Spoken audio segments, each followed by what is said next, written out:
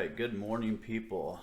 Thank you for waking up today with some Morning Wood, your weekly WoW update, episode 2 with Tata, Lynkz, and Vexx. All right, I guess. Say good morning, guys. I guess we'll start there. Good morning. Good morning. Morning. All right, so here we are, week 2. I guess, how do you guys feel like week 1 went? We'll just kind of start there. Tata, what are your thoughts? Um, it was actually pretty fun. I had a few people reach out, and I guess there was just a lot of good topics. And hey, it was a blast setting it up, and I look forward to upcoming weeks for sure. Nice. And what about you there, Vex? It definitely was a lot of fun. I think it's only going to get better from here once we iron out whatever kinks we ran into last week. It was good. I'm looking forward to this one. Nice, nice.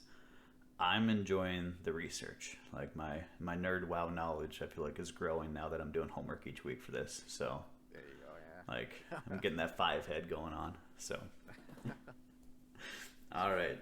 So let's jump into Mythic Plus. So this week's affixes coming up are Inspiring, Storming, and Fortified Week. So I guess let's start with you, Vex. Like, these are the 2 new affixes that are coming out here in Shadowlands. I don't know if you've even touched on these yet, have you? No, I haven't touched on any keys yet, actually. So I haven't. Obviously, Fortified's an old one. I haven't heard of. What was it? Storming and Inspiring. Yeah, Inspiring and Storming. So what are those? What are those affixes? So Inspiring's kind of like the Dizal lore, like level 10 or the 10 key affix. Do you remember when there was the like 3 ghost guys out that did different things to the ads around them? Okay. So this one's gonna buff everybody around it. It's gonna pick a random ad and buff the ones around it so you can't interrupt them. So you either have to knock this one away from the group so you can interrupt, or you need to burst this one down so you can interrupt the rest of the groups. That's how that one's handled. Okay. And then Storming is kind of like how Volcanic's annoying for casters and doesn't really impact the melee. Storming is one that impacts the melee because it makes a tornado that starts spinning outwards from the boss. Okay. Well, I say the boss adds. So if you've got Right. 5 adds, you potentially could have these 5 storming tornadoes twisting out that you got to run around from. So Oh yeah. Yeah. it, like this week, this can be a push week. So you don't bring melee.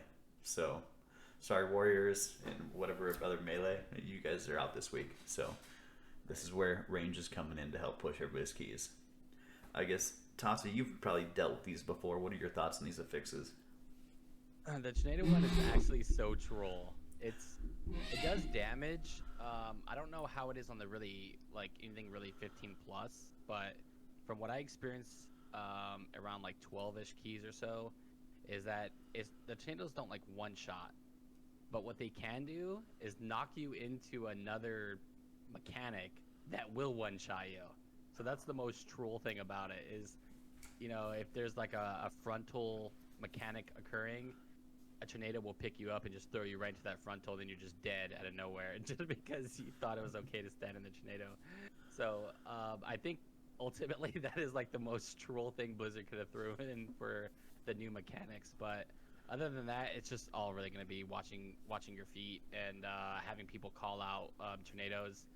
The best, what I've seen, the best thing for the tank to do is to try to kite the ads kind of away from the tornadoes. So basically, either pushing forward or backward, making it where everybody has enough room. That ultimately was like the best strat that I've seen so far. But yeah, it's just definitely something you just gotta watch your feet on. Right, that's huge for the tanks to just move it out and can more or less completely avoid that mechanic. Just move the group away from it. So, did you guys do anything this week with keys, or did you just kind of stay away from it, just live in the world of PvP? Yeah, I didn't do much with dungeons at all this week, other than running for my legendary power, which I got super lucky on. Yeah, no, we actually did all PvP. We tried RBGs, so we didn't even we haven't even dipped into into Mythics at all yet this week. Well, is this week, if you're bringing a Kyrian tank, you'll be good. Without a Kyrian tank, it's a little rocky because we just finished up with what? Necrotic and bolstering. So I tanked 2 this week and it sucked. Like, I was just getting eaten up. Like, not Kyrian, can't drop the stacks. If you don't have a paladin to, like, bop you. It was a rocky week. We did a plague, I think I did a 12 plague fall.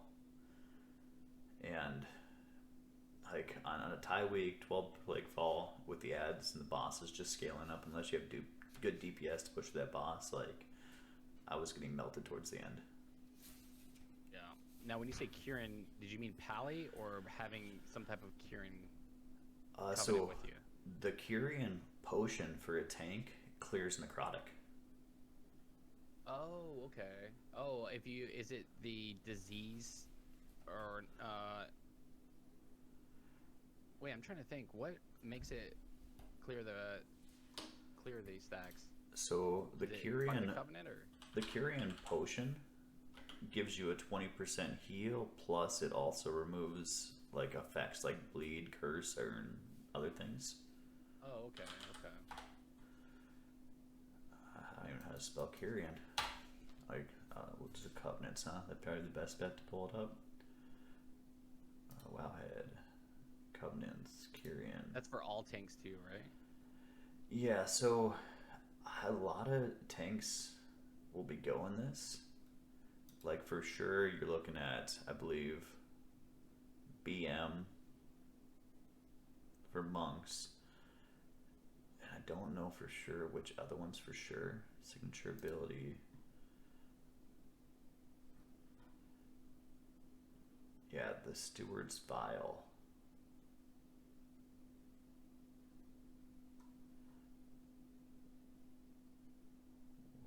What would it be called? Where are we looking here?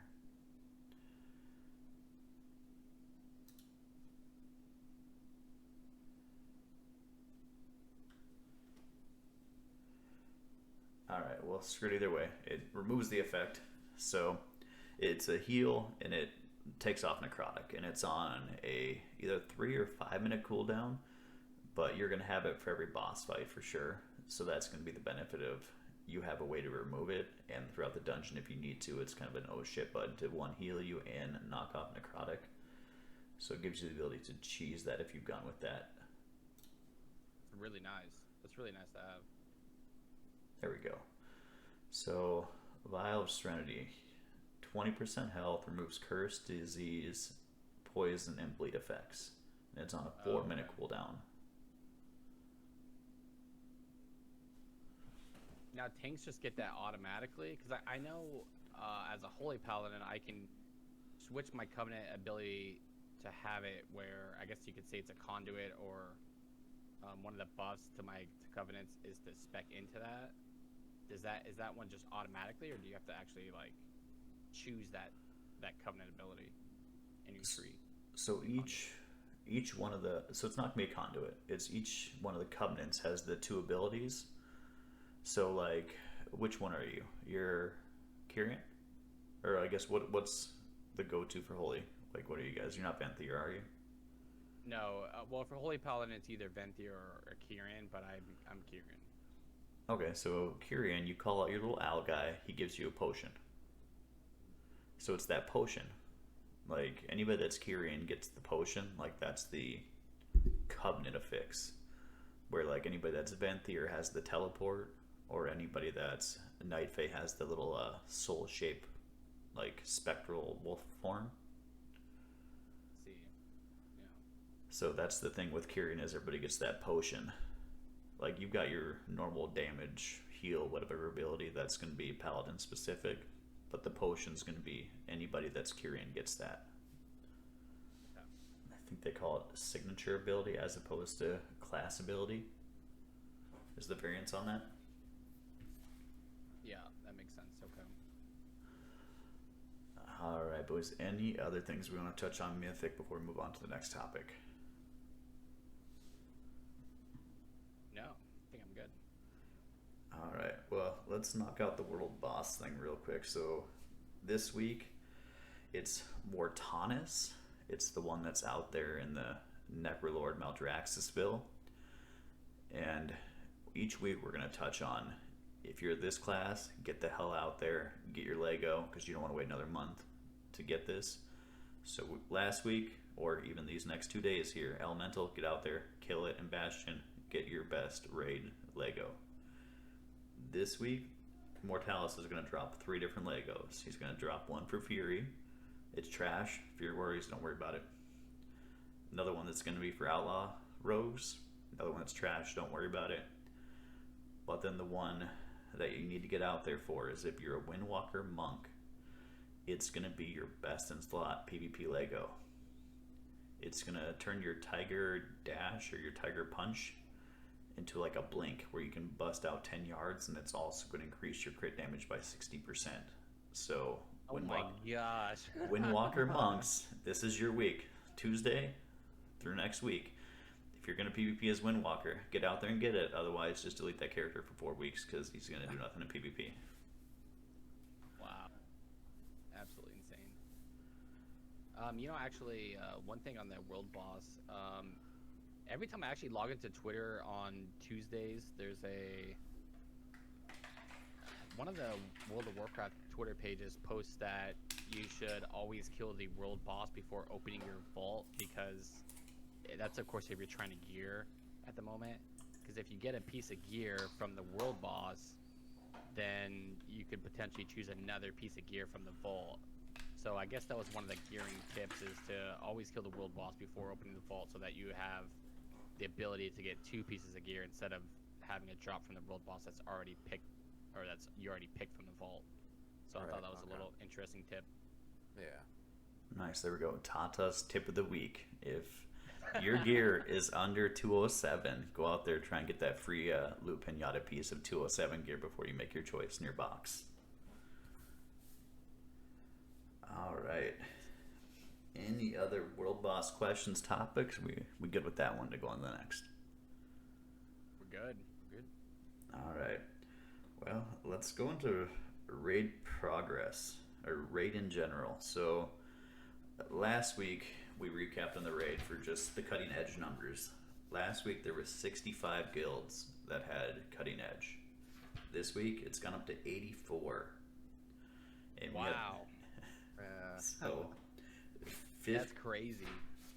Yeah, what, 65, 84, so that's roughly 19 new ones, right? Yeah. You can fact check the math That's there. moving fast, right? And Well, what is it? not really fast. So here's some more fun numbers. So we're finishing week 8 right now. If we go back to Nyalotha, 100 Horde guilds had Nyalotha cleared in week 7. Wow. Okay. So it's much slower than holy cow. How many Horde guilds do you think have it cleared this week now? Out of the 84, how many of them do you think are Horde? Gosh, I can't remember how it was last week on the statistic wise, but I'm gonna assume it's like. I can give you that number to guess off of. Last week it was 10 Okay. and 55. So 10 Alliance, 55 Horde. So Yeah, I'd probably say probably maybe 60. So you're thinking 5 Horde guilds and Alliance doubled up their progress in a week and went from 10 to 20? Yeah, okay, yeah. I'm gonna give the benefit of the doubt too. Yeah. What do you think in their Vexx? You think Alliance made their big push and doubled up their cutting edges in a week? Yeah, dude. They totally picked up the slack, I believe. Yeah, they had to. They were just working on it, that's all. They were just a little delayed. Yeah, dude. Alright, well, actually no Alliance guilds prog this week, so they're still at 10. God, dude. Shit. Yeah. Oh, no. They're at 10. Holy schwinkers. But Horde went from 55 to 74 guilds with cutting edge, so Horde made the move, and based on that, Alliance is still sitting there. So, let's talk about that for a little bit based on the fact that we have this raid is progressing so much slower than the other ones, and you have to have the 100 Horde, 100 Alliance get the Hall of Fame before it opens up to cross faction or cross server. So guilds like on Bleeding Hollow, like we couldn't really progress on Mythic back in the day until we went cross server and we could pick up that extra 2-3 people we needed, because we were always like 17, 18 people solid and we couldn't fill those last 2 gaps. Based on raid progression being that much slower, do you feel like that needs to or will impact how long until we get the next content patch, like 9.1? I guess Vexx, you first there on that one. Oh shoot, man! I'm just gonna go ahead and pass that on to Jordan. Or Tata. Go for it, man. Now, I guess your question though is ultimately, should they stick to the 100 Horde, 100 Alliance guilds hitting that first? Is that what you're saying? Well, I guess twofold. One, do you think maybe they should lower it? And two, with it being so much longer before people get to it, should that in turn push out how much longer we have to wait for 9.1 to give us more time for the smaller guilds to have cross server to toy around in Mythic Castle?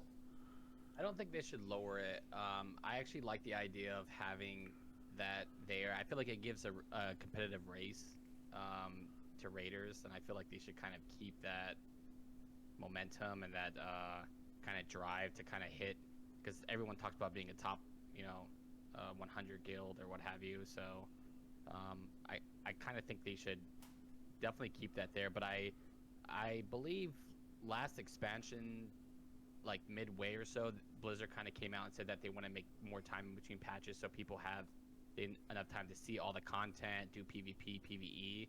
So yes, I think they should definitely make sure that the next content that's going to come out is definitely delayed. You want everyone to have most certainly enough time. So I guess the answer to my question would be yeah. The answer to the question would be yeah, to don't lower it, but definitely give everybody enough time so that after everyone hits 100 guild or 100 people wipe it on the Horde and Alliance, that allows more time for everyone to see the content later down the road. Yeah, I agree, actually. Right, so that's fair. So at this point, since it is on the table, like there are, I guess your Horde though, never mind. I was going to say your Alliance and you had a shot at this, but there's 26 spots left for the top 100. How do you feel Tata's, I don't even know what your guild name is. What's your guild name? Zug Life? Zug Life. All right. So those last 26 spots, is one of those going to be Zug Life? Hold on, let me rephrase that. I think it's Zug Life. Okay. Zug Life, bro. I'm still kind of new to the guild, so I happen to believe that's what it's called. I know it's something Zug in it, but I'm gonna go ahead and assume that it's Zug Life. Yeah, it's Zug Life. Yeah. So, but what were you saying, Lynkz? We have a shot at it at the top 100. Definitely not. Definitely not. I would probably say that. I would say definitely not. I think that's a very. If you're trying to be a top 100, you'd probably have to devote most of your time to playing WoW in just a raiding aspect, and I don't think we have that much devotion in our guild. No doubt, though, I believe the talent's there. It would just have to be of like definitely devoting most of your life to being a top 100. Fair. So last week we touched on coming prepared to the guild. So I guess part of your preparation from last week to this week wasn't knowing the guild name. Maybe that'll be from week 2 to 3. We'll put that on there. So this is the perspective of the second best paladin in the guild.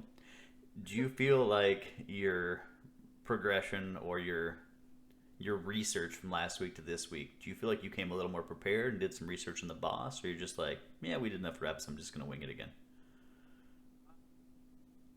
Yeah, we actually, to be honest with you, I didn't do any more research, just because the only reason why I did it is our people from the raid or from our guild was saying that the heroic last boss is very similar to the normal last boss, except for more damage. Basically, I didn't really go into that much research, but when we did the generals, which is the boss right before this, second to last boss, basically, there was definitely a lot going on in that fight that I should have became well prepared for. But I didn't wipe the raid this time, so I'm happy to say that at least. Right, there we go. That's some progress at least. Yeah. So, with your guys' polls, did you get to phase 3, phase 2? I guess where are you guys at on progression on that last boss on Sire? We hit phase 3, but I had a few people tell me that basically when going into that fight, when you're going to phase 2 and phase 3, well, at least I would say to phase 3, you want to make sure everybody's alive. If everybody's not alive, your chances of not dropping the bosses, the chances of you dropping the bosses are really low, because you want to make sure that you have basically everybody up. Definitely want to make sure that you have enough DPS for the third phase. Apparently the third phase is the hardest. We hit third phase and it was just like we got crushed, and we thought that phase 1 and 2 were hard until we hit phase 3. Then we're like, wow, this is just a completely different animal. So if you haven't hit phase 3 yet, you're in for a bit of a surprise for sure. Oh wow, so that's a huge change from normal, because normal you get to phase 3, it's like, congrats, here's your loot, but in heroic apparently it's different, you're telling me. Exactly, except for mechanic wise. I believe mechanic wise it's all the similar stuff is going on, it's just way more damage and way more of a DPS race, where in normal it was more like, in normal if you got past the first phase then you were more than likely okay throughout the whole fight. But with heroic, it's the exact opposite. It's if you do 1 and 2, once you get past 3, that's going to be the hardest phase, is phase 3.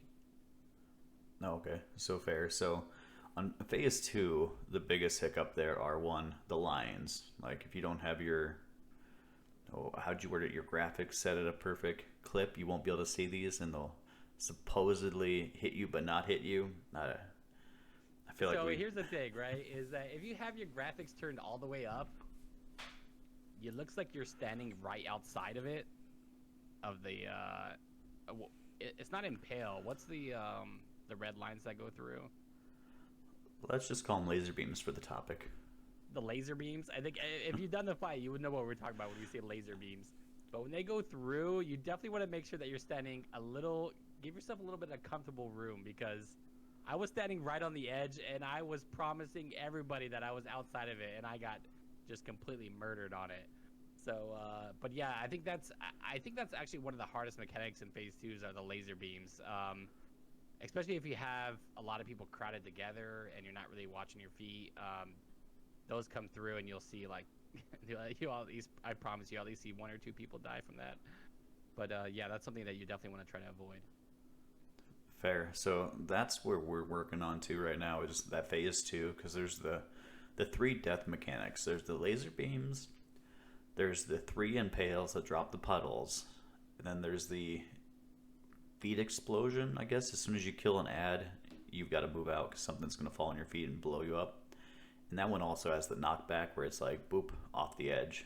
So that's where we're working on, is the personal accountability for that fight, of the dodge the laser beams, drop your little impale puddles on the side, and watch out for the feet boop that's going to throw you off the edge. So, and I guess speaking of being thrown off the edge, I think this is a good chance for us to talk about, or I guess watch, the hate to see it clip of the week.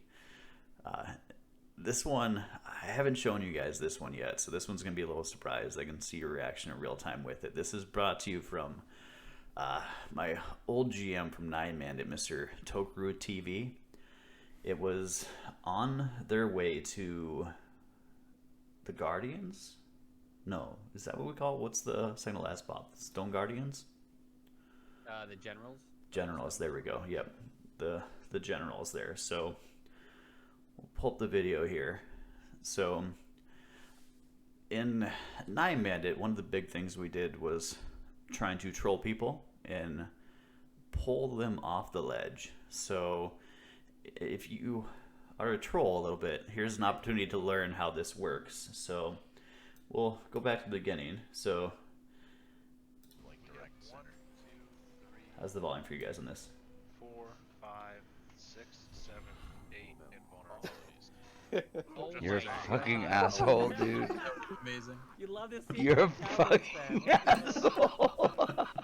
All right, let's roll that back one more time for the Yeah. the hate to see it clip of the week. So 3, 4, Who 5, is that over there? 6, Oh my 7. gosh, he's in the bush. Oh, leave them. Oh, You're a saying. fucking asshole, dude. Amazing. Yeah, dude. Wow. You're a fucking asshole. That is Dude, hilarious. you're holding Dude. like direct. Wow. So, with these hate to see it clip of the weeks, if you guys got clips, reach out to Tata, Vexx, and myself. If you got a clip that you feel is worthy of the hate to see a clip of the week, reach out to us. We'll see if we can get it up here for you and have a little laugh at somebody's expense. If it's yours, somebody else's, either way, we'll laugh at you with you. We're willing to make some fun out of it. That's funny.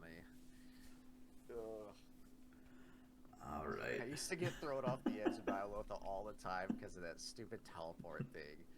Yes. That was so Lynkz right there. Oh my Yep. god. So, downfall with this raid is there's only 2 opportunities to do it. Like Nyalotha, everything was edges and tentacles. This one, we only got 2 chances now. There's the first one on the way to, like when you go through the rat tunnels. And what's that boss? The third boss in the thing with the orbs and what have you. Tata, you know the name of that third boss? Wait, which orbs are you talking? Oh, I know what you're talking about. With the big, he's like a big blue monster. Yeah, so I guess we can just I think it refer to starts him with an I, dude. I can't remember the exact name. Hungering Destroyer. Okay. Okay. So okay. so that bridge, but like there's no hiding. Like you stand by the ledge there. If people know you, they're like, oh shit, I know what's up. I'm not gonna move. I'm Yeah. gonna wait. But this discovery by it was Goat from Nine Man, the original original Leap of Faith guy, the Swap Blaster guy, found out that if you hide in the bushes, it makes it even better for that sneak attack. So I hope to. That's pretty good. I hope for people to take this knowledge and use it for, let's be honest, evil, not good. Like, so. All right. Anything else in the raids you guys want to talk about? No, I think I'm good. All right, Vexx, anything else in the raid? Kind of left you out there, but you haven't really dipped your toe in enough, huh? No, yeah, yeah. So I actually skipped running raid this week, so I'm still a little bit behind. So we'll use this raid topic to kind of segue into the PvP topic because right now raid loot is pretty much trash. Like we're 8 weeks in, it drops 213. Yeah, 213 loot drops from this raid, 220 for the last couple bosses, and it just doesn't seem like a good way to gear because they scale down how much gear drops from the bosses. And it's not that high of a level. Like even Mythic Pluses drops just trash gear because I feel like the skill set of a 10, 15 key in Mythic Plus is similar to heroic gear, but end of boss loot, you're only getting like 203, so you're getting like normal dungeon raid from Mythics as opposed to like 213 from heroic. So the gear on PvP right now is pretty scuff. It just doesn't seem like it's worth the time. Whereas PvP right now, you get a PvP piece, it's 200, and then you up your skill set, up your ranking, that 200 turns into 207, 213, 220. It just scales exponentially as you put in the work, put in the effort, and get good. If you can get to those levels, I guess, what are your guys' thoughts on like PvP gearing to PvP? Like, I guess we'll start with either or Vexx, since you just geared up a tune recently. What's your thought on Blizzard with their gearing right now between the two? Before I start that, your stream is paused on your share screen, so that's going to close in a second. Good call. Good call. Yeah, so again, I haven't been running a lot of PvE. For me, I've been pushing to get more versatility, and I think Tata's corrected me. I need to get more base stats. So, yeah, if I haven't looked at those numbers yet, but I think if you would want to probably equal that out. So your higher end mythics are dropping your higher item levels, but it's definitely easier to gear as far as that goes. PvP, it seems, in my opinion. And again, I've only been doing that because I want to push my versatility. All right, that's fair. And I guess, what are your thoughts there, Tata, on the gearing between the two? So with PvP, the eye level, if you're looking for just primary stat, PvP gear is going to be, if you have the skill set, of course, it's going to be the fastest way, because if you get any tune to like rival or duel, if you get like a tune up to duelist quickly, you can upgrade all your gear to 220. And so it's an excellent quick way to get a lot of gear, but just remember that the PvP gear has a lot of verse on it. So if you're a class that doesn't need, or if you're a class that doesn't need verse going into PvE, it's it might not be the best gear for you. However, when it comes down to primary stat, though, you'll ultimately be able to load up that intellect or strength or what have you pretty quick, just going with just straight PvP gear. I kind of like the idea how they have PvP gearing set up, in the aspect that it's based really off of a lot of skill. The higher rating you are, the better gear you can get. But however, when you compare it to PvE, the PvE gear is definitely slacking. I think that's what kind of holds me back from doing PvE a lot right now, is that just looking at the eye level numbers, it's just so much easier and better to get it from PvP. But however, when I go and put my PvE gear on, I lose eye level because it doesn't have the best secondary stats for me. So I do have to sacrifice a little bit of intellect to get a little bit more haste, because for PvE I need a little bit more. I need crit and haste, and when I have all my PvP gear on, I'm just loading up on verse. I have like 30% verse, but like 6% haste. So I definitely have found it worth to drop a little bit of intellect for that extra haste. I found a huge increase in my healing. So in regards to my sets, though, my PvP gear, of course, is higher. But yes, you are essentially right. In PvE, you get a huge eye level hit. It's just a little bit more. It's definitely harder to get, for sure. And I don't know what they plan on doing in the future. Maybe they should at least increase the eye level in raid. Is what I would probably strongly advise. Not a whole bunch, but just a little bit increase. That would probably be the best outcome. All right, that's fair. I guess. So have you looked into the stats that were like X amount of intellect sacrificed for the secondary stats? Like, you're saying that you drop your eye level for better secondary stats. Do you know where the rough like break even point is for you to make that swing? I don't. I just I've tried a different builds out and kind of compared my healings throughout the night, and I just noticed that, I mean, it was almost a night and day difference. Just having so much intellect, but not favoring my secondary stats, has really lowered my heals quite a bit. I don't know if maybe it's just because it's class specific for me, which is what I'm assuming. But I don't have the exact percentage to know like how much verse you should load up on, or how much primary stat you should have first. But I'm sure there's some type of statistic out there that would kind of highly favor you to hit this primary stat prior to dropping eye level for secondary. Right. So there'll be the stat weight calculators out there. So versatility out of the 4 stats, not top for you. You're looking at what? Haste, mastery, crit? Like, what are your go-to secondaries for PvE? Right now, I'm just loading up on as much haste as possible. Secondary stats kind of hard right now to get. I mean, in the aspect that it's like you can load up on all haste, and I'm still like sitting only like around like 21% haste. So it's really hard to load up on 2 secondary stats right now, at least from what I've found.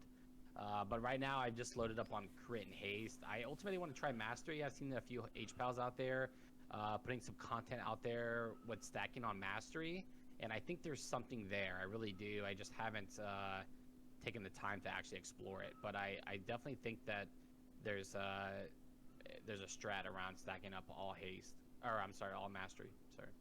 Right. All right. That's fair. And I guess what are your secondaries there, Vex? Like, what are you looking for secondary stats on your warrior?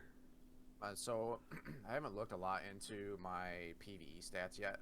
I'm thinking haste crit. Right now, again, I'm only a couple weeks in, so I've been pushing just to get my haste first up for PvP. That's what some of the top warriors are running from what I've seen. So my primary push right now is just haste first, focusing primarily on my verse because my main content's PvP right now. But yeah, as far as I'm aware, haste crit, I want to say, are going to be my stats for PvE. I haven't run a lot of PvE content yet or even looked into it. Well, let's do this live while we got you here. So the site I go to for checking out just raw stats is going to be Loot District. So we're going to go check out, see what the warrior... You go arms, Fury? Arms. Yep. All right, so we'll go arms, 2400. All right, I'll just make this max screen to where we're at 2400, and let's just say 3 is what we're looking at. So we'll sort it by gear, and a little trick here. You can go check out rings. It looks like it's haste verse, because rings are the ones you can get any 2 stats, verse, and whatever the secondary is. So it looks like based on that, it's going to be haste verse is going to be your go-to. We can double check it with the cloak also, just because cloak has the same effect, or the neck. Yeah, haste verse. And where are we at for the cloak? Up a little bit more. There you go. Back slot, huh? There we go. Yeah, so haste versatility. So at this point, if you want to get good gear for both sides, you are going to want to go find a class that's got verse as the main stat. So like Punch Monk, Windwalker Monk, versatility is their main go-to stat. They're living the dream right now. Best of both worlds. One, they're killing in PvP, and then it's the main stat for both raid and for PvP. So Right. they can get that high up gear. They can go do their weekly honor grind, so their vault gives them an extra piece of glad gear that they can scale from 200 up to 226. So we'll say that's the Lynkz tip of the week. Find a class that scales well off versatility, so you can be a god in both worlds right now. There you go. Yeah, definitely. All right, so now that we're kind of in the PvP world of things, this week, great week to gear alts, because PvP was given 50% increase to honor, and you guys barely spent all week basically just doing PvP and kind of living in that world. Were you doing 3s, RBGs? I guess, where were you at there for most of your time there, Vexx? A little bit of everything, really. We ran some 3s. We ran some 2s. We did some RBGs last night. I threw myself into a couple of random battlegrounds. I was all over the place. I just run as much as I can. Fair. So we're going to do this with both you guys starting this week and going forward. Is from your experience in the arena world, what's your oh shit, we're against this class, and what's your this is a dumpster fire class, all right, I'm going to melt this guy? Like, give me one on each side. Like, who do you fear, and who is it like, all right, this guy's my bitch? Oh, well, shit, every time I see Mage Rogue, it kind of makes me a little bit nervous. But it's like instant nuke, and I'm toast, especially with my gear right now, because I'm still under geared. Yeah. So, Mage Rogue is the, oh shit, let's just re-queue, is over. Which is your, alright, I can't believe this guy's in here as this class, I'm going to win this one. Or, I guess as Tata called it, buy one, get one. Or he was calling these free games like non-stop when he was doing some carries. I guess, who do you love going against in arena right now there, Vexx? Oh, shoot, I haven't even narrowed that down. What do you think, Tata? I haven't even narrowed it down yet. Right now, I would probably say Windwalker Monks, which you might kind of laugh at, but the reason why is because their damage is actually really high right now, but with high damage comes a lot of tunneling, and what I've noticed a lot right now is that Windwalker Monks in previous expansions had the kite all the time, Like if they weren't kiting, they were dying. But now they do so much damage that that idea of kiting is no longer there. They think the more I stay out there, the more damage I'm doing, the more likely we're gonna win. So I've noticed us one-shotting monks quite often because the idea of kiting is just not there, or they don't find it as critical anymore. So every time we see a Windwalker monk, that's usually the majority of the time our go-to target.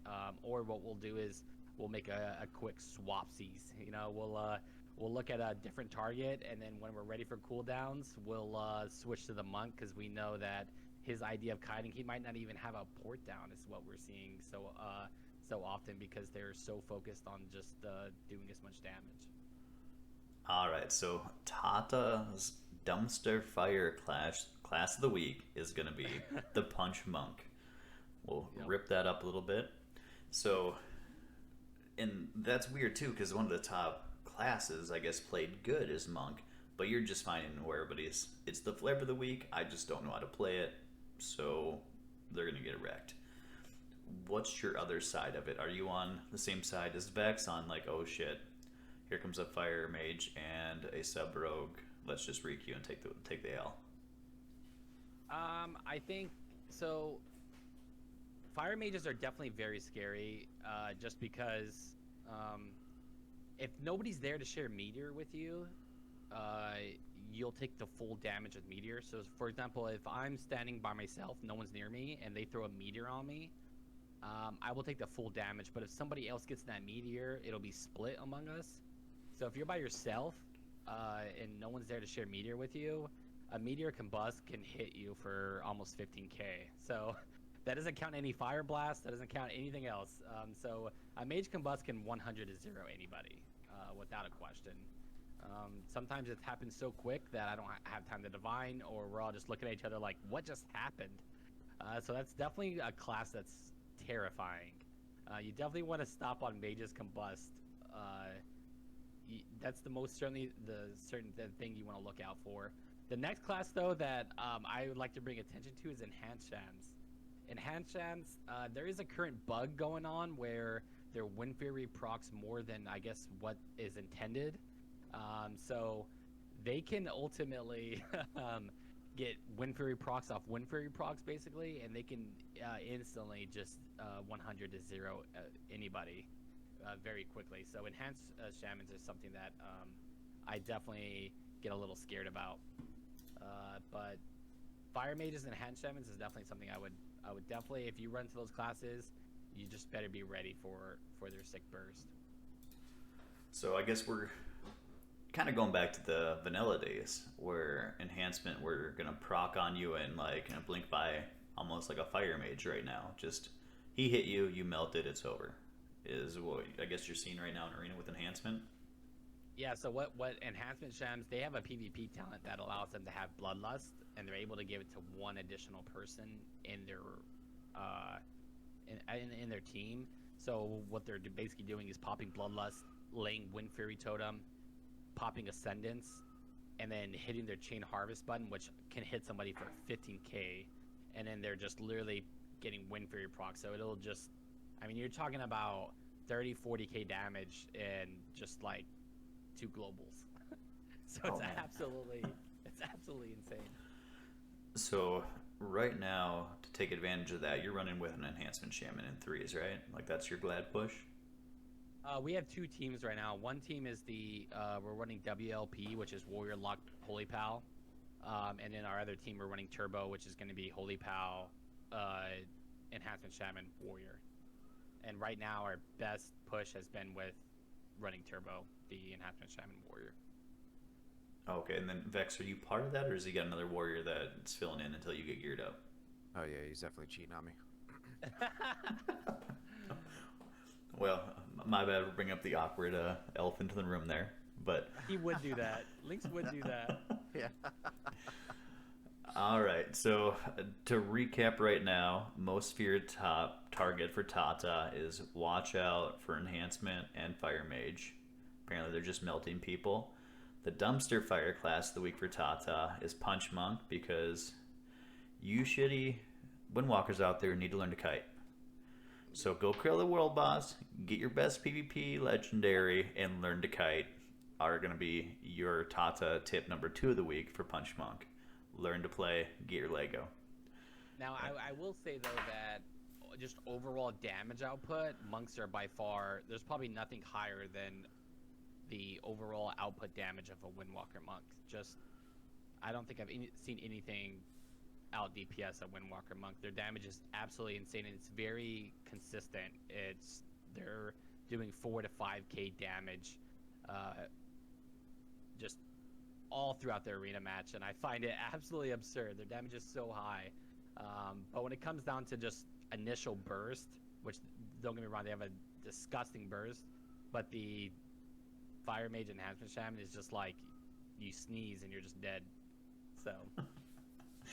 So I guess on that side of things, you've got your enhancement you're running with. Are you suggesting Vexx roll Monk to fit into your comp a little bit better? No, I'm suggesting Vexx doesn't roll anything.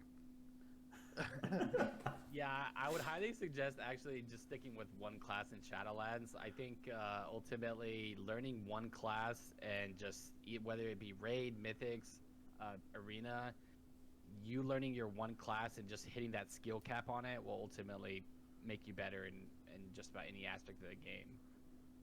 Right, fair. But yes, so I highly suggest to stick to Warrior. all right, so watch out for those classes out there. Enhancement, Fire Mage, Rogue. They're melting people. I guess keep your eye out for the Windwalker, because they're going to hit you hard, but apparently they're a glass cannon. They just fall over too.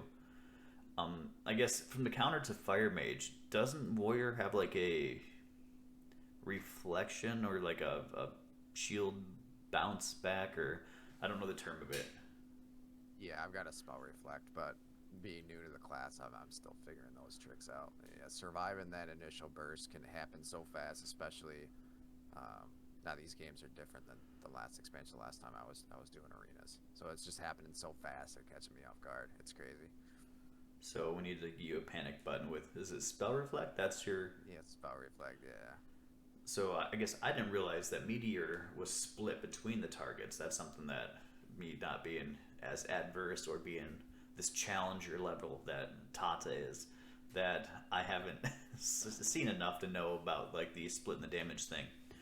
I guess from a tip there, Tata, if he ate the whole Meteor and spell reflect, is he gonna potentially get the mage to kill himself, or is that even a valid option?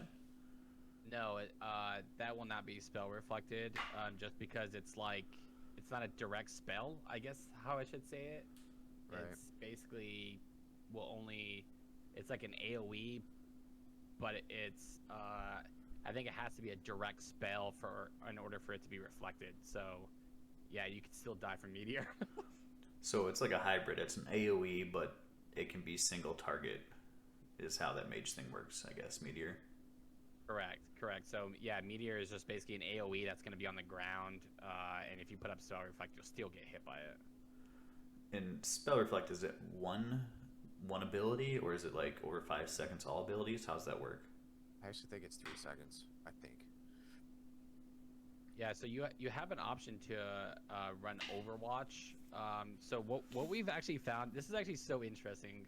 I'm actually glad you brought this up, Lynkz. In our turbo games, we've actually been finding it just so strong for me to actually play with my teammates. So instead of like in Legion, basically, I would always play back, and I would try to always stay by a pillar, stay away from all the damage abilities, and I'm just out in Africa trying to heal up my teammates.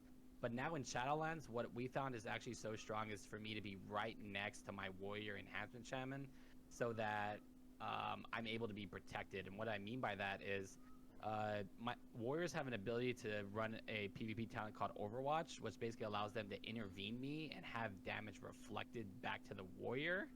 So basically what'll happen is if I'm about to be polyed, or I'm about to be combusted on or damaged on, the Warrior will intervene me, and it'll reflect all the damage back to the Warrior. And you have to be in range of the Warrior within a certain amount of yards as well. So it's so odd to play arena and see me right in the middle of everything, basically just hitting people with my sword because I'm more protected that way than being far back in Africa. So it's actually a very good spell for warriors. Nice. So that's kind of an all-around synergy because I believe with paladin healers, the closer you are to somebody, the more it heals them with mastery, right? That's correct as well, yes. Mastery is subject based off of proximity. So yeah, the closer you are, the more you'll heal for. And so you've got that increase. You've got the warrior protecting you. You also can do a shit ton of damage in melee. So like, it's this perfect like triangle of like, let's just group up and be this like big cloud of damage and chaos as we just wreck people. Yes, it's basically like the less you think, the better you do. The more you think, the worse you do. So don't think. Alright. Just go in head first. Alright, so you're saying I should probably play warrior then, right? Like, or shaman, because it's the, let's just roll my face against the keyboard, we got this, glad. Yeah, it's the Vexx class. That's what we're calling it. It's the Vexx class. Alright, anything else we want to touch on in the PvP things? I believe you were talking about the AWC, Arena World Classic, or ACW? Like, what's that acronym? The AWC is going to stand for Arena World Champion. It's basically multiple, I would call it cups or small arena or tournaments. And basically what they do is they have a bracket. So they run a bunch of small little tournaments, and then ultimately you basically get points, I would say, for the more you win. And then at the end, they tally up all the points, and they choose the best teams to compete in the World Championship.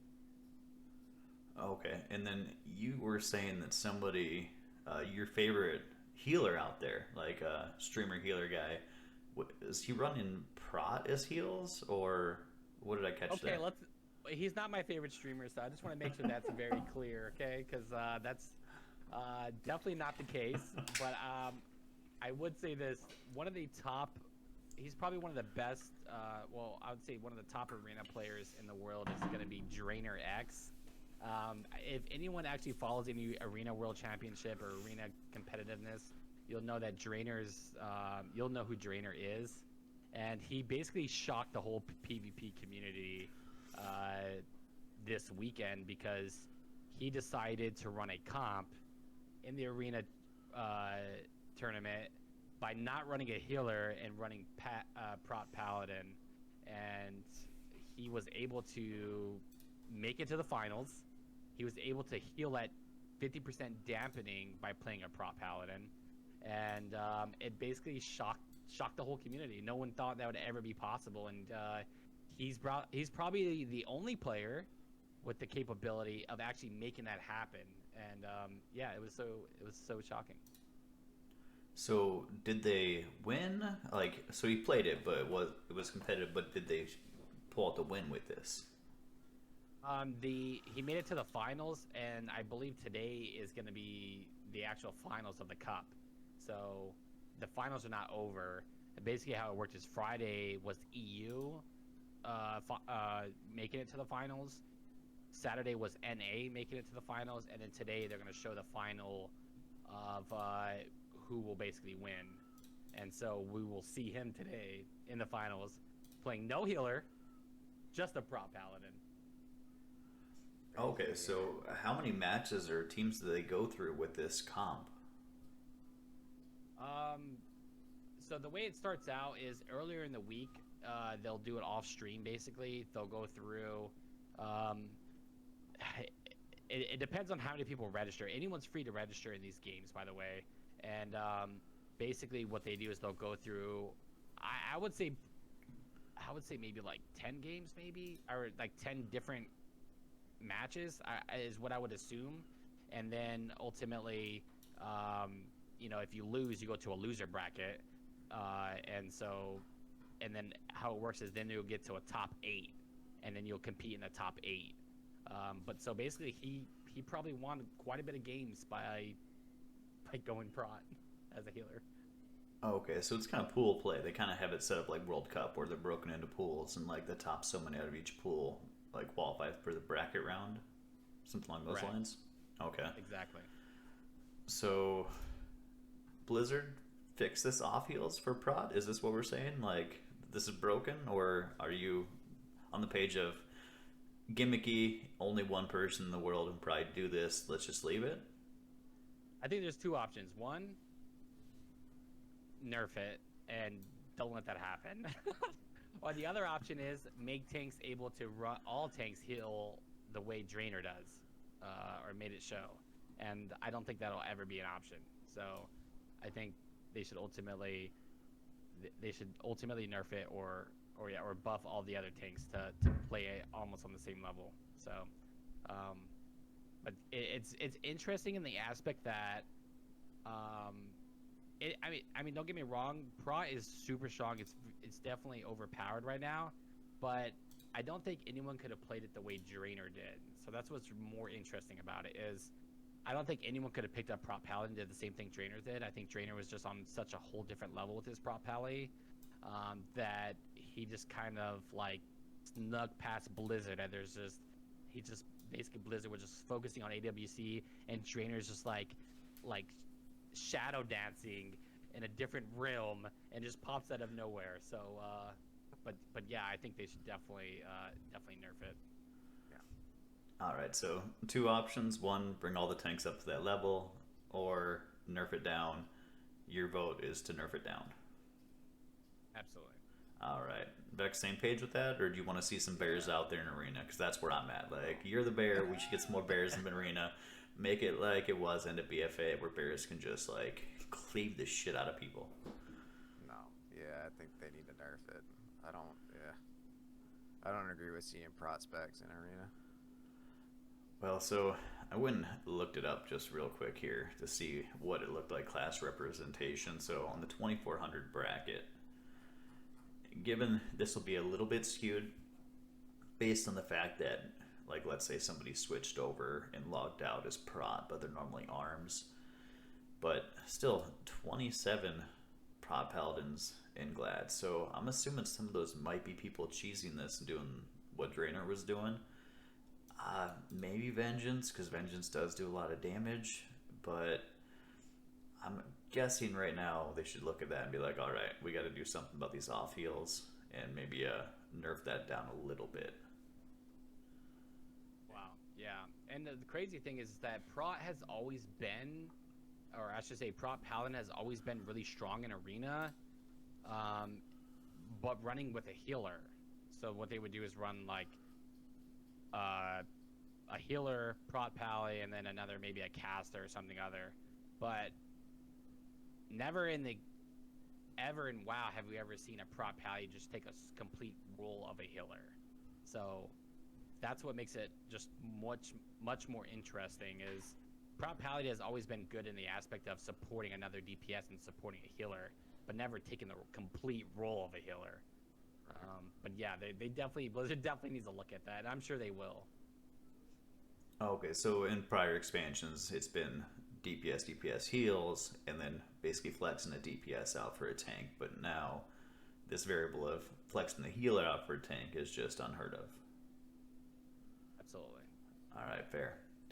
So I want to run this idea by you guys. I'm thinking we should have some kind of weekly WoW community event for the morning WoW, like Morning Wood, I guess, supporters, the weekly update here. And since Raid's kind of trash, Mythic is kind of trash, I'm thinking like rated Battlegrounds is probably the best way to interact with the community, just because PvP seems where it's at. What are your guys' thoughts on doing a night, a day, or something kind of dedicated to the Morning Wood community and doing some Battlegrounds? I think that'd be a good idea, yeah, for sure. Absolutely, yeah. We definitely enjoy rated Battlegrounds. It's definitely a good way to get like your foot into the PvP realm if you're looking to improve in PvP, right, or just kind of like learn like what is the community really all about, how toxic is the community. RBGs is the way to go. But especially in a community wise, something about running RBGs is, I should say, a great way to just spend time with friends. because I should say that when it comes down to raid, like don't get me wrong, the RBG is the same way, but with RBGs there's MMRs, so basically you're gonna be versus people with the same skill set or try to have the same skill set. But with raid, it's all this. You already know what you're going into, and it's not like the damage changes based off your gear or your skills or anything like that. But with RBGs, it kind of does. So it's definitely a great way to get your foot in the door if you're looking to get into PvP. All right, nice. So look for that in the upcoming weeks. We'll try and plan a day where we can get in with community, hopefully get some people some gear, have some laughs, have some chuckles, get some basically that knowledge passed down from Challenger Tata here to us lobies that are in the lower brackets of the PvP world. Any other WoW things you guys want to recap on? I guess Vexx, anything else in WoW you want to talk about? I think I'm good. All right, Tata, any WoW related topics you want to touch on? I think I'm fine as well. All right, well, to step into the world that I am jaded against and not familiar with, I'll let Tata take over. He wants to touch on this adult Legos thing that they've been doing, and I'm gonna rip myself here and let Tata talk about what they're doing in the world of Legos right now. Absolutely. When he says the world of Legos, we're talking about Minecraft, guys. And here's what I have to say, okay? The reason why I want to bring this topic up is, one, to try to persuade Lynkz to play Minecraft, but also, two, is to persuade you guys out there to play Minecraft as well. And here's the reason why. Is when I first started getting into Minecraft, I kind of just thought, like, I will destroy this game. Like, this game doesn't have a chance against me. And when I step into Minecraft, there's a lot going on. There's a whole nother realm to it.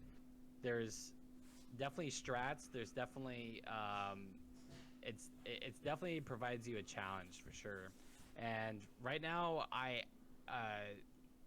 when I went into Minecraft, I just wanted to know, how do I beat the game? And apparently that there's this dragon that we have to kill, but it's not like you can just walk up to this dragon and slay it. You got to go grind all these materials. You got to build these portals. You got to go into another dimension on the game and destroy this dragon. And Vexx here actually knows a ton about Minecraft. It actually amazes me because I'm just like, there's just so much information that he knows about. So let me ask you this, Vexx, when we're looking into Minecraft, right? If you want to destroy the dragon and somebody's new at Minecraft, what would be your kind of go-to strat on how to get there? I mean, it's kind of a process, right? If you're new to it, so getting to the end and getting to the end dragon to fight that boss that rolls the credits when you're finished, like you said, is a little bit of a process. You have to start in the beginning. Like you said, there's more to it than just running up and killing this dragon, finding him. You have to find them, and in order to find them, you have to find these certain materials, and in order to get those materials, you got to go to a different dimension in the nether, and you need the tools to get there. And I learned the basics. You just start off and don't rush it, and that's kind of the point of the game, is that you don't want to rush to the end of the game and beat the boss. You want to enjoy the content of it, and it is a grindy game, finding the materials and building your tools and building those portals and everything. My advice is just take your time, don't rush it, and learn the mechanics of how everything works. Absolutely. And one of the things I enjoyed the most about Minecraft is we were able to start a realm, and we can have up to 11 players in total be on the realm, if I'm correct, and it's 10 in yourself. And you can what you guys can do is you basically grind, you build your own house so you can survive. That's the ultimate start. You grind all these materials, you build these portals, and then you go in as a team to destroy the dragon. And if you're looking for a community game and a way to spend time with others, I would first point you to WoW. And then after WoW, though, I would definitely tell you to go and try Minecraft. So I end with this point. Lynkz, where are you at in this discussion? Where are you at, boy? So this is a whole different world. I didn't know this was a thing. Like, when you were talking about this dragon, I've like seen your clips where you're like waving this little like stick sword around. Like, I figured you'd go up to this guy, smack him in the knee a couple times, he falls over. But like, let's try and compare it to WoW for somebody like me. Like, are there other bosses you gotta kill to get gear to face this boss, or like, how does this progression work? Where, like I said, I don't even know. Like, how do you gear up? Like, can you go in there as like the same guy that can kill Goldshire boars can also kill Dire? Like, I mean, so there's people out there that have done speed runs and like minimalistic runs where they go in there with as little as possible. But I mean, as a new player, so the dragon fight isn't just, you know, you run in there and you're fighting a dragon that's standing in front of you. There's a little bit of mechanics to it. And I mean, it's not, obviously it's nothing like a WoW boss or anything like that, but there is a process to it. So you need to go in there with the right tools, ranged weapons, and possibly, I mean, melee weapons as well. And there's even stuff that you can get to fly around with to help you, because just to like kind of spoil it a little bit, the fight is like there's towers with shields on top that heal the boss as it flies by. So it's flying around you, doing ranged attacks on you as you're trying to kill these spheres, these shields that are healing him as well. So you can't just DPS him down. You need to take down these spheres that are healing him before you can actually kill him. In order to do that, like, you're looking at getting a good bow with enchantments, and in order to get enchantments, you need to farm the materials. Your armor, you want the best armor, so you need to be able to find diamonds. Diamonds are pretty rare. You got to put in the time to look and find all these diamonds. And the same thing with the enchantments. Enchantments can be a little bit of RNG, so you're looking to farm the right enchantments to make your armor and your weapons do what you want it to do. So it's, like I said, it's a little bit of a process, and it can be fun. And there's a lot more to it than just, if you're going into the game to do the end boss, you just want to beat the game, that's one path. But there's a lot to the game as far as community goes. Like Tata said, there's a lot. You kind of make it your own thing. You can build community areas where you can trade with people, or you set up mini games. There's contraptions that you can make with redstone. There's a lot of stuff you can do in this game. It's a lot deeper than people think when they look at it and they see these shitty graphics and these Lego blocks and stuff. I was the same way when I first started playing too, and you can improve on those the shitty graphics and stuff with shaders and the ray tracing that you can do with GeForce and everything, and it makes the game look really sweet. And they've added in different skins and textures for stuff, and it's just, like I said, it's a lot deeper than you would think, and there's a lot of community stuff to be done in it. It's cool. So I was actually, I found it very comical because I had an individual join our community, and he started building a house and such. And then one day, I was streaming Minecraft, and I was just like, "Hey guys, what you guys all been up to?" And he logs in, and he goes, "Hey, follow me." And I'm like, "Okay." And I'm just there with my little armor, just like wobbling along, don't know what's going on. And he basically built this hidden pathway that I'm following him through, and he's knocking down blocks. So you'll never be able to find this hidden pathway. If you went into his house and try to like know where he was hiding stuff, you wouldn't be able to figure it out. It would take you a very, very long time. And he puts me down this little pathway. We're going going different directions, going down underneath in the ground and going other hallways, and I'm just like, where is this guy leading me to, and why have you built all these hidden stuff? And then all of a sudden we go into this portal, or I should say we went this path that had a huge portal, purple portal, never seen it before, and he's like, okay, this is the other dimension that I'm telling you about, and I've been building this secretly without you knowing. And I was just so mind-boggled, and I enter this portal, and I'm just thinking, like, I cannot wait to see what's on the other side of this world. And I enter this portal. As soon as I come out, this thing is in the air spitting fireballs at me. And at that moment, I realized, wow, this game is not only challenging, but there's so much more to it. I had to go back into the portal because if not, I would have died. And I just found it so mind-boggling that, like, this whole time he's in my room. I thought he was just, I didn't know what he was doing. I'm just like, it's Minecraft. He's probably making a garden or something. But no, he was building a secret portal. And I just found it so fascinating after that point, and now I'm honestly always looking forward to playing it. So this guy in your little world built this like Criminal Minds tunnel down to like Stargate, and you went through the gate, not being ready to fight the dragon. So That's correct. That's correct. all right, so I guess the quick TLDR recap in this, it's not a WoW progression where you fight bosses and progressively get bigger. It's like the WoW version of I'm just gonna mine dirt for fucking hours to be able to build this stuff to actually fight a boss. Is that fair? It's not. There's so much more to it. There's enchantments. There's more stuff than just mining. But as the episodes progress, so will our Minecraft talk. There you go. All right, they will slowly try and educate me, the boomer, on why adult Legos is good. So, I guess anything else you guys wanted to touch on? Otherwise, I think we're at a point we could probably wrap it up. Nope. We're good. That's it. I'm good. All right, well, appreciate you guys stopping out and waking up with some morning wood today on this Sunday morning. From me and the guys, Tata, Vexx, I guess we'll end it the way we ended last week. Vexx, how can people find you between here and next Sunday? You can find me on Twitter and on Twitch at Vexxlolz, VEXXLOLZ. All right, and Tata? You can find me on Twitch at Tata TTV. You can find me on Twitter at it's Tata Wow, and then of course on YouTube, it's Tata.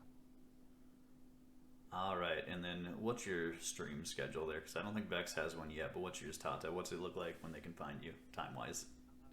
Right now, my main streams are on Monday, Wednesday, and Friday, 7 a.m. to 10 a.m., and it's on YouTube at It's Tata. All right, and then Lynkz TV here. You can find me on twitch.tv/LynxTV. I stream, of course, Sunday morning here, but otherwise Monday, Wednesday, Friday, 7 to 10 Central Time. Again, thank you guys for stopping out. We will see you again next Sunday as we all wake up with some morning wood. Bye. Bye.